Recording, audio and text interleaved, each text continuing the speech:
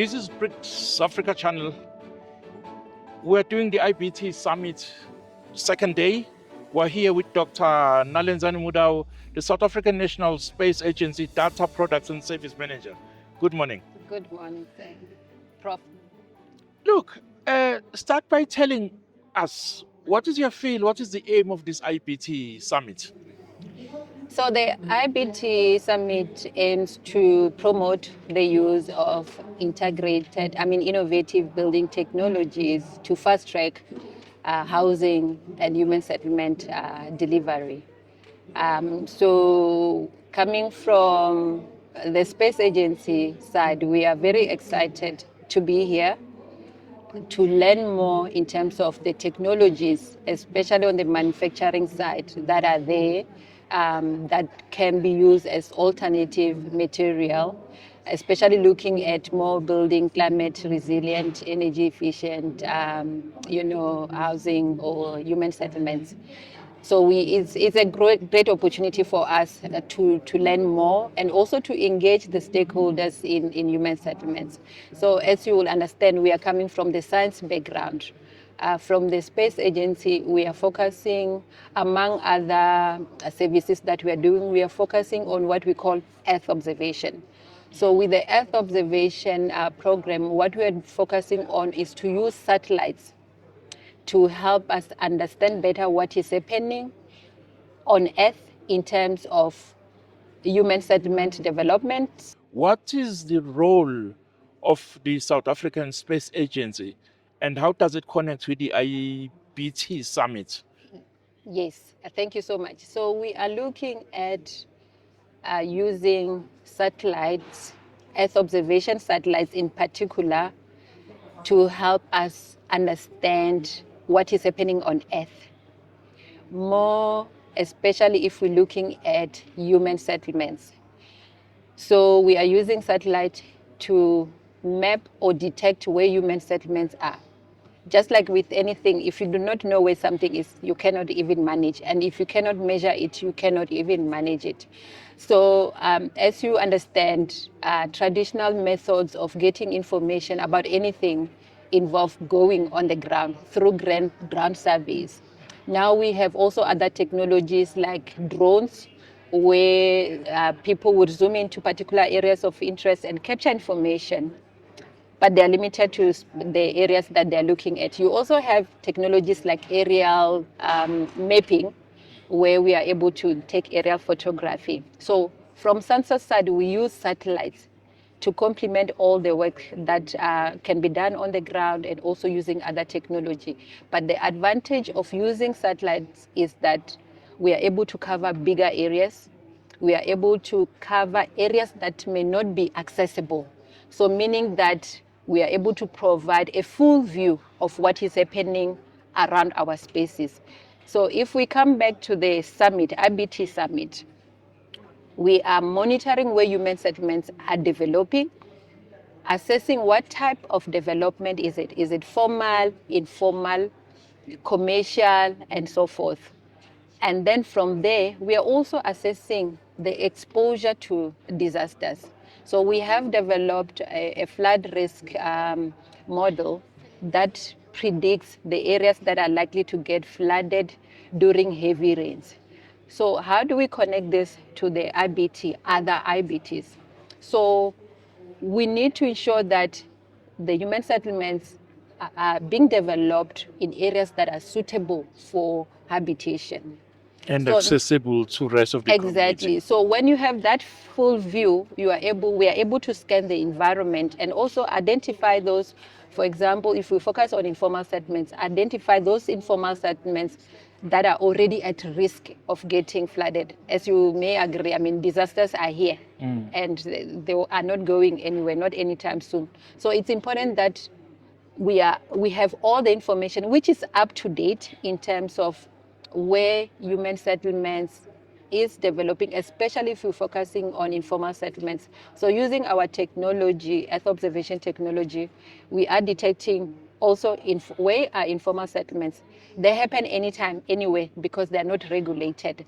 So we are able to then assess where they're developing, but most importantly, also assess the land use activities, what is attributing to these developments. Most of the time it will be closer to the economic opportunities and so forth. So for the department, as they're planning from human resources, from even securing land, they need to know exactly where they are, how many are they.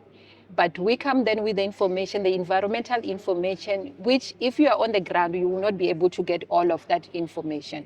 So we supplement all the work that is being done by just giving that independent aerial view that shows us what is happening now. But most importantly, we can also go historical. To read the patterns. To read the pattern, because also if you do not know what happened yesterday, how do you prepare for the future? Exactly. So we've been doing analysis in terms of informal settlement development from 1996 using the data that we've been acquiring. So we can tell you which areas are growing, at what rate, in terms of the aerial extent, which is very important because where they're developing, they also affect the environment. So some it's in, they are close to the rivers, the wetlands, and so forth. So that's where we come in from the space agency. We know that many things in South Africa as a law-abiding country are regulated. Which specific body within the Department of Human Settlement, which one do you cooperate with closely? Yes. And do they always listen to you? That's a good question. So we work closely with the monitoring program within the department. Yes. That's where the GIS unit is, the Geographic Information System. Yes. So we bring in then the satellite data and the products that we derive, yes. and then they are able to then incorporate it with other programs, Vectors policies, and the projects also that they have their priority areas. Yes. They do listen. We've been working with them from long time ago when we started receiving high resolution data in South Africa, focusing on that because then we're able to do more analysis. So from 2006, they've been on board when we're assessing the human settlements development, particularly informal settlements, assessing the proximity to services. So I do believe that they're also using that information to support the business in terms of maybe prioritization of those informal settlements that should be upgraded. And in addition, we are also helping them report on the SDGs. You know that the SDG 11 is focusing on human settlements. So there are also SDG indicators under human settlements that cannot be computed or reported on without remote sensing data. So one of them looks at how our cities are expanding versus the population growth rates. Unfortunately, in certain areas, we are experiencing more urban sprawl, which sometimes is not always sustainable, especially if we look at where that development is taking place. Where these people are settling themselves. Yes, and unfortunately also if we look at some of the upgrade programs, with our data, they're also able to look at where the relocation should take place, because you don't want the relocation to take place or the upgrade or the relocation to take place in a land or area that is far from the economic opportunities.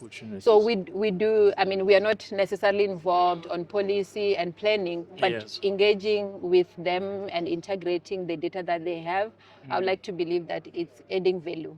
This is high-level science, and I'm proud to hear that, or rather South Africans who are proud to hear that we've got such high standards of science that will help us plan, prevent disasters. But looking at the faster rate of climate change, looking at the sun that is longer now with us, and the floods that are occurring in Mpumalanga, Limpopo, and KwaZulu-Natal, where is the deficit? Because it's definitely not on the scientific side. Yes. A lot can still be done in terms of making sure that the data that we derive is integrated into government policy. So we have access to data, and now using, the advanced technologies in image processing, we can literally process the whole country within hours. But how does that information get Gets into integrated. decision making? I think Yes. that's where the gap is. But I think with the collaborations that we have and the awareness that we are creating, more in terms of the value, I think we will get there. We should get there quickly. So, for example, with planning, we have policies on planning, guidelines in terms of you need 1, 2, 3. But Yes. if you check, most of the planning is still dependent on census data. We have 10-year gap in terms of census. We're getting census every 10 years. Yes. But just in one day, a lot can happen in terms of human settlements, let alone a month or a year. So it means that we get a lot of intelligence from census data. Yes. We need to also make room for the data that is derived from space technology. So I think the gap is really more in terms of how do we ensure that our policies, which were developed a while back, take into account these sources of data that we now have access to, which can really make a difference. But also we need to educate the communities as well, especially in the informal settlements, since they are not regulated, to help them understand how exposed they will be to disasters if they remain there or if they settle in these areas that are not suitable for habitation. Let me be a devil's advocate here. How does this IBT summit don't just become another summit with lots of talk show? I think the department, through the summit, they've already brought us together. This is us coming with the technology in terms of information intelligence on Earth. Then we also have people who are manufacturing building materials using, the renewable material or sustainable material.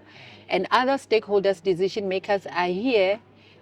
Communities are also here. So I think the conversation will definitely, I would like to believe that it will continue. We've been working with the department, and like I'm saying, I do believe that our data is adding value. So I think the conversation should definitely not end here. And from the panel discussions, I really think that the structures that the department has in terms of the entities that are supporting, whether it's certification and all that, I think there's really a good interest, or it shows that it's evident that these discussions won't end here. We definitely need to continue engaging, but most importantly, the department must also look at maybe having like formal agreements where possible. I mean, I know that it's not about the framework, it's more in terms of the value of the work, but formal agreement with all the stakeholders who are interested or who can contribute, and make sure that really decisions are made using all the information that is there. So from data side, we do have structures also in the country that will help us continue engaging and ensuring that the data is used for decision support. And also from us here, engaging with the companies that are producing this material, I mean, we are also engaging to say, how do we then help you test these building technologies like the material at different environments, so we can help them then locate the sites where they can test the durability and sustainability of their products. So it's also us who need to engage as well as stakeholders, so that we can support the department. Yes. Dr. Naledzani Mudau, South African National Space Agency Data Products and Service Manager. Thank you very much for your insights. Thank and you. good luck with good work. Thank you.